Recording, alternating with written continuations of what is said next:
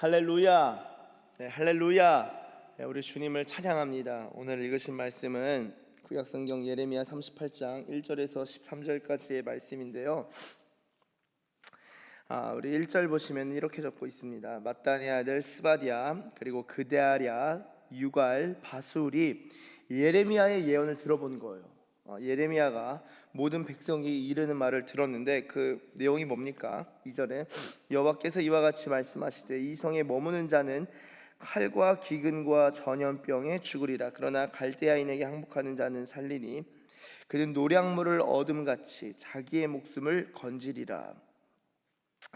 자, 그리고 3절 여호와께서 이와 같이 말씀하시니라. 이 성이 반드시 바벨론의 왕의 군대의 손에 넘어가리니 그가 차지하리라 하셨다 하는지라.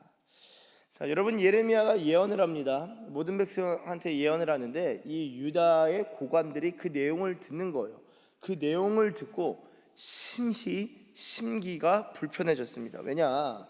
4절 이 고관들은 왕한테 말하는 거예요. 이 사람이 백성의 평안을 구하지 아니하고 재난을 구하오니 청하건대 이 사람을 죽이소서. 그가 이같이 말하여 이 성에 남은 군사의 손과 모든 백성의 손을 약하게 하나이다.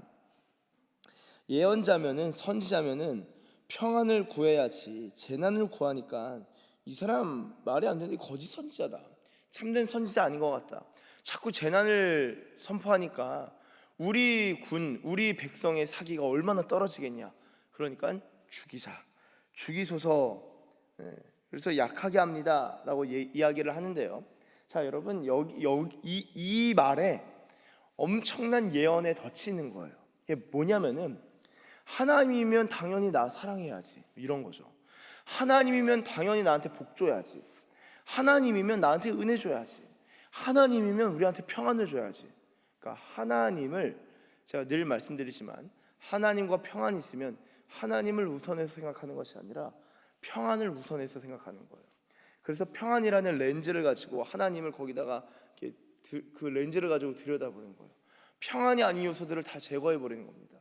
여러분, 분명히 유다의 고관쯤 되면은 성경에 대해서도 들었을 테고 말씀이 무엇인지 유대 백성들은 안다고요.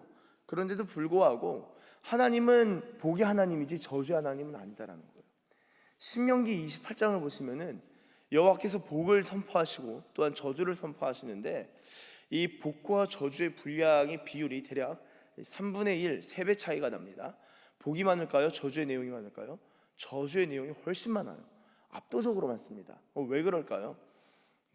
잘못하면은 저주하고 싶다라는 마음이 아니라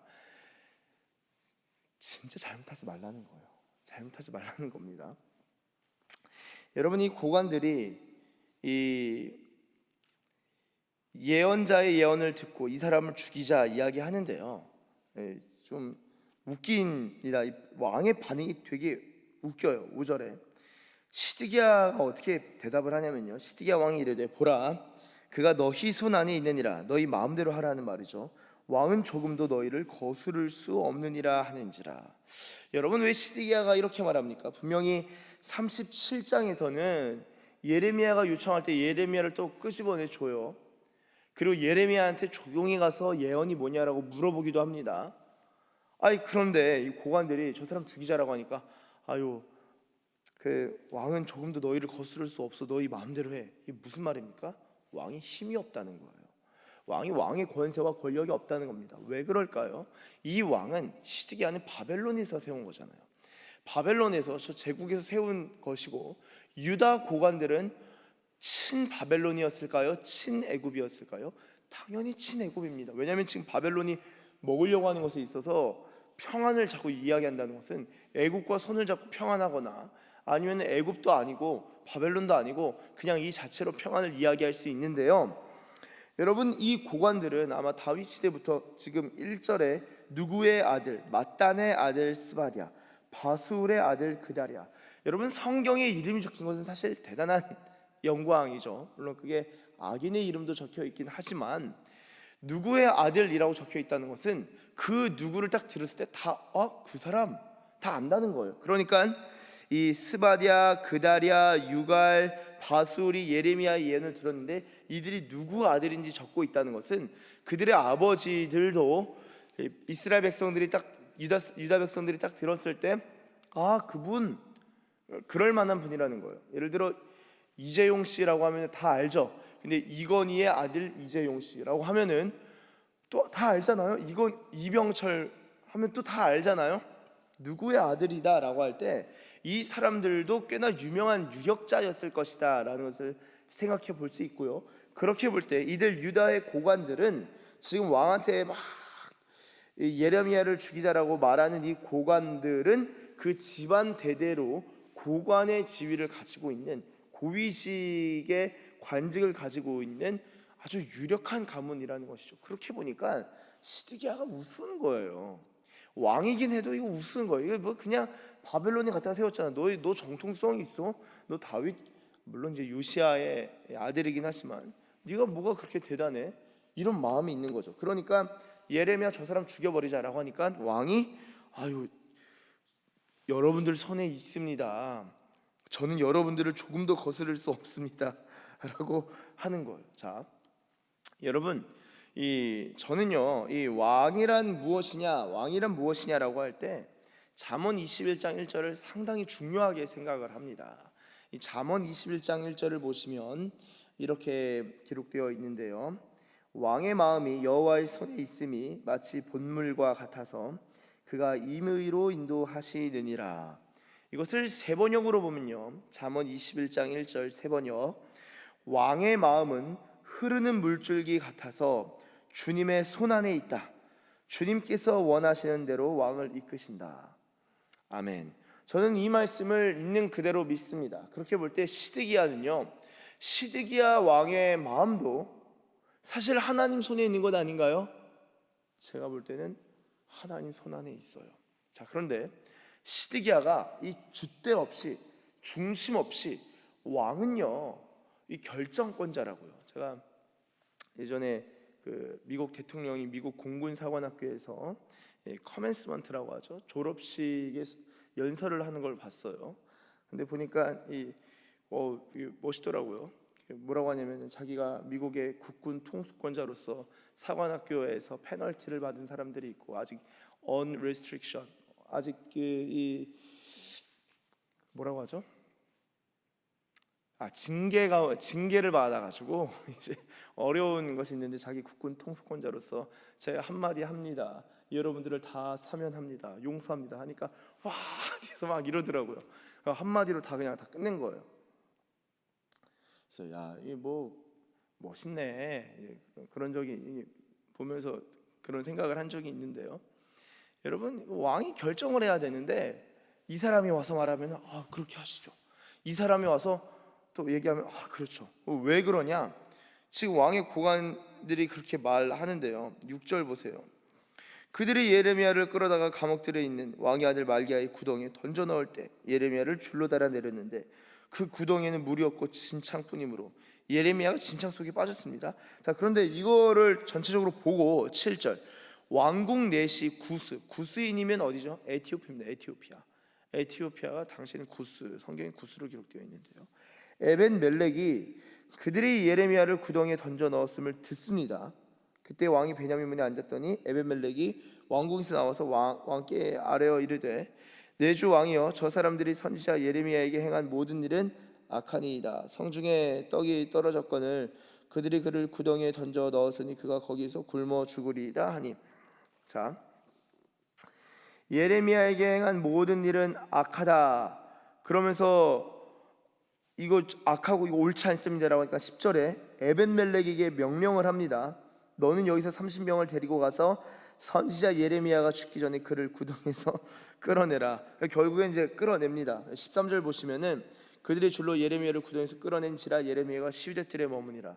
자, 왕이 고관들이 와서 저 사람 죽입시다 하니까 그렇게 하시죠. 에벤멜렉이 와서 저 사람들 악합니다 하니까 그런가? 그럼 그렇게 하시죠. 아니, 이게 왕이 아니라는 거예요. 이게 바지사장. 그런데 이 왕이 이렇게 있는데 저는 잠언 21장을 묵상하면서 같이 좀 연결을 생각하면서 이런 시드기야 왕도 하나님 손 안에 있나? 하나님 손 안에 있는 거예요. 그럼 어떻게 이렇게 있는 것이죠? 하나님이 유다를 심판하시고자 하셔서 이런 왕이 세워진 데 있어서 허락해 버리신 거예요. 만약에 유다 백성들이 하나님 앞에 깨어 있고 기도했다면은 하나님은 신실한 왕을 세우셨을 것입니다. 그런데 그들이 하나님 앞에 깨어 있지 못하면은 하나님이 시드기야 같은 왕도 허락해 버리시는, 이게 무서운 거예요, 여러분. 제가 뭐 이 나라의 이 대통령을 위해서도 정말 하나님 보시기에 선한 사람, 아니면은 최악을 피해서 그나마 차악을 선택할, 뭐 어떤 왕이 세워지든지 어떤 대통령이 세워지든지 간에 기도해야겠지만 이 교회 지도자들 위해서도 기도해야 되는 거예요. 제가 볼 때 시드기야 같은 사람도 그냥 하나님이 교회에 허락하실 수도 있어요. 여러분 진짜 최악 아닙니까? 진짜 최악 아니에요? 제가 볼 때 최악이에요. 그렇게 세워질 수도 있어요. 진짜 그렇게 세워질 수 있는 것입니다. 왕의 마음이 흐르는 물들기 본물과 같아서 하나님의 마음대로 인도해 가시는 거예요. 하나님이 이 세상을 이끌어 가신다는 거예요. 성경은 하나님께서 만 왕의 왕이라는 거예요. 그럼 만 왕들은 무엇하는 것이냐? 왕이신 하나님이 명하시고 이 방향을, 이 세상을 이끌어 가시는 대로 그들은 갈 뿐인 거예요. 자, 그렇게 보면은 이거 뭐 너무, 그러면 하나님이 다 그렇게 하시는 건가 보실 수 있는데요.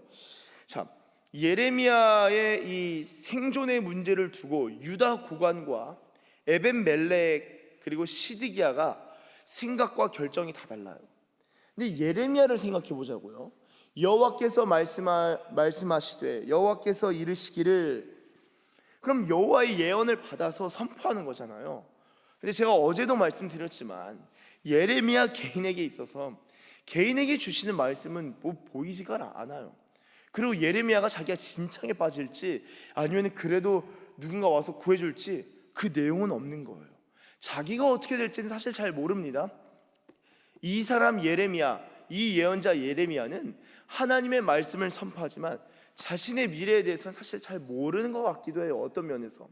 그렇게 볼 때 예레미야 입장에서도 그냥 눈에 보이는 사람, 유다 고관, 그리고 에벤멜렉, 시드기야, 사람 보면서 이렇게 하지 말아주세요, 이렇게 해주세요, 나를 꺼내주세요, 사람들과 막 얽히고 설키고 막 그 굴러가는 것 같은데 그 안에서 하나님이 때로는 살리시고 때로는 어려움에도 고난에도 처하시고 그 가운데 기도시키시고 그런 어려움 가운데서도 하나님이 필요한 예언의 말씀을 주시기도 하신다는 거예요.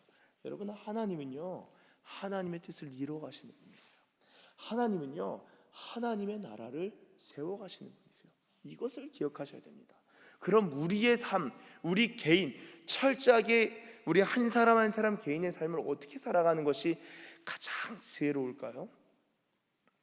하나님의 뜻에 맞춰 살아가는 게 가장 지혜로운 거예요. 이제 그걸 모르는 사람은 나름 도가 텄다 싶으면은 자연의 순리대로, 섭리대로 뭐 일부 맞는 거, 일부 맞는 것.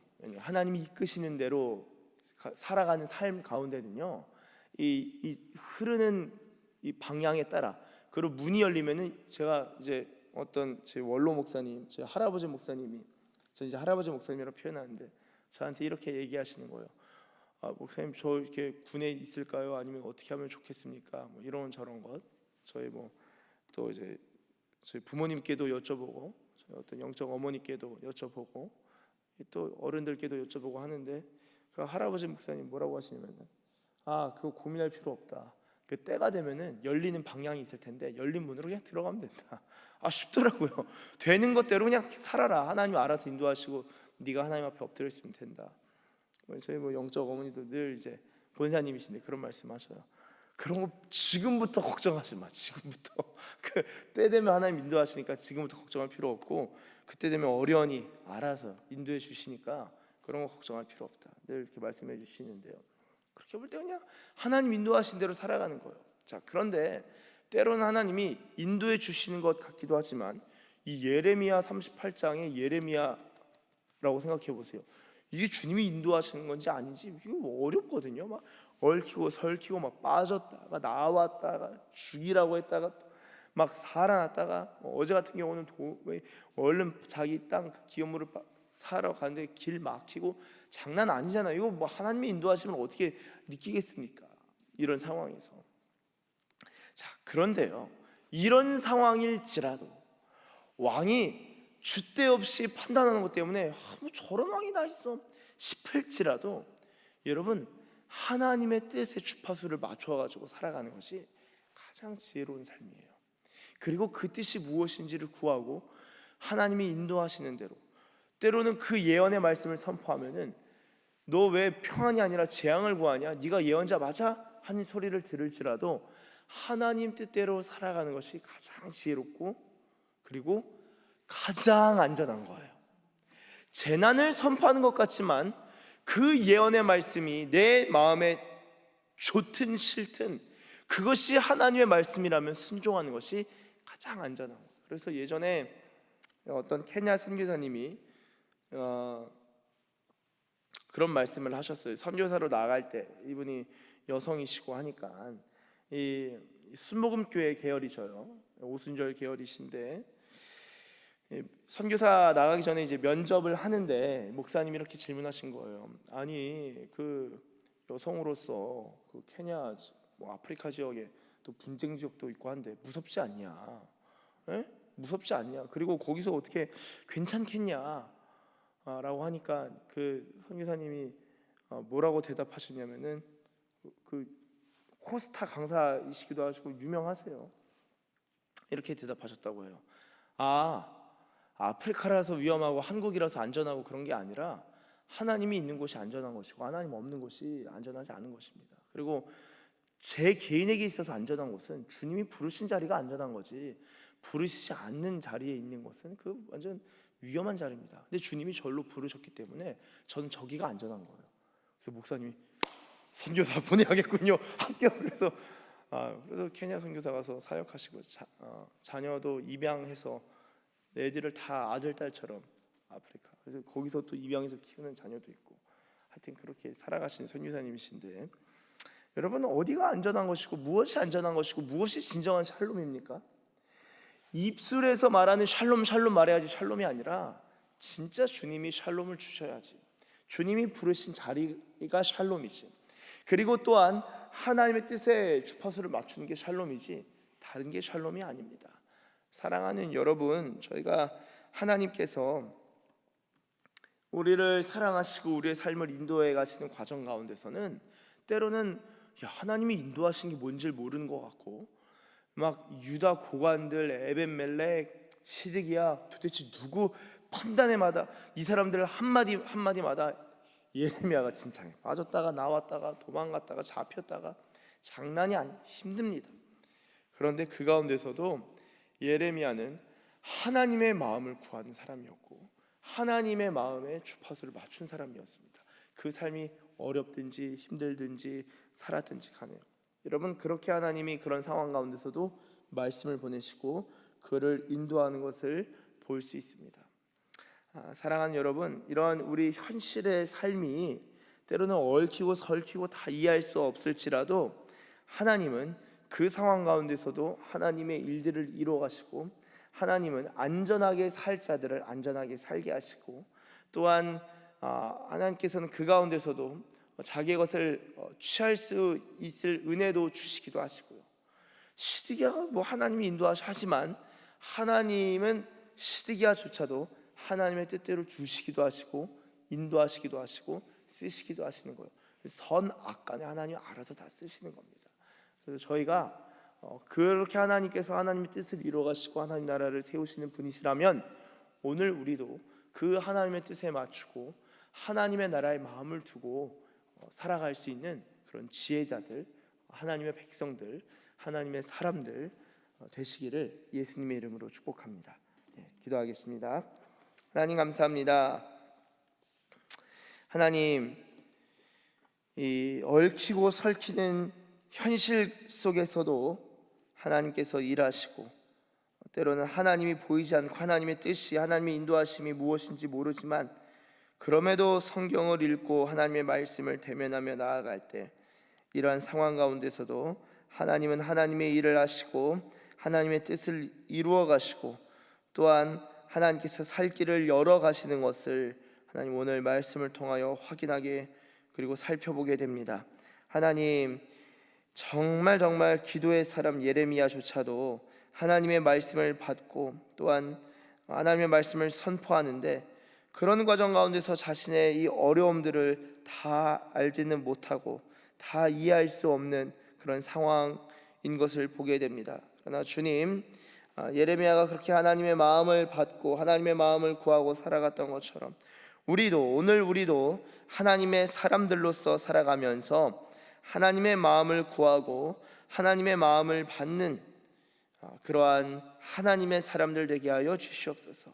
하나님 나라를 세워가시는데 하나님, 우리도 하나님께 쓰임받는 복된 인생 되게 하사 하나님 나라가 이 땅에 임하기를 기도하고, 하나님 나라가 임하기를 하나님 우리의 삶을 드리면서 헌신하면서 살아가는 지혜자들, 복된 사람들, 그러한 주의 백성들 되게 하여 주시옵소서. 그렇게 인도하실 우리 주님을 찬양하며 예수님의 이름으로 기도드립니다. 아멘.